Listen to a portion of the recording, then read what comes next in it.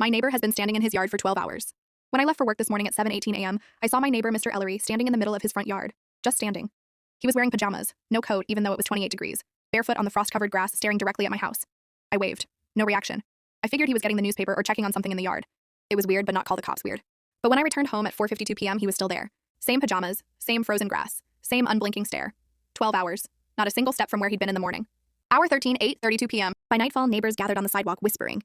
We called his wife at work. She sounded confused. He left for his shift at 6 this morning, she said. He should be at the plant. We told her he wasn't. He'd been standing in the yard all day. She rushed home in a panic. When she ran up to him, shouting his name, shaking his arm, crying, he didn't move. Didn't blink. Didn't acknowledge her at all. Just kept staring forward.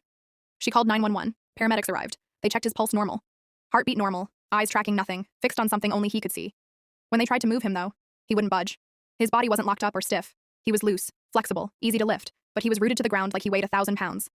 3 men couldn't shift him an inch. They eventually gave up and told us to keep an eye on him while they consulted the hospital. Then they left. Hour 15, 10:04 p.m. Most of the neighbors went back inside. His wife sat on the porch steps, sobbing. I offered her coffee. She shook her head. He's looking at your house, she whispered. I know. I could feel it, the weight of his stare, like a hand pressing against the back of my skull. I tried standing next to him, looking at the same direction he was. But all I saw was my dimly lit living room window. He was staring at it like something was inside. Something only he could see. Hour 17, 12:11 a.m. The street was quiet. I watched him from my living room window. He hadn't moved even a millimeter. Except. Around midnight, his head tilted. Just a fraction of an inch. Not toward the street. Not toward his wife. Toward me. I stepped back from the window. His head tracked the movement, slow and syrupy, like his neck was moving through mud. Something about the motion felt wrong, too controlled, too silent. I closed the blinds. A minute later, there was a soft tapping on the glass. 3 taps. Pause. 3 taps. I didn't check. I couldn't.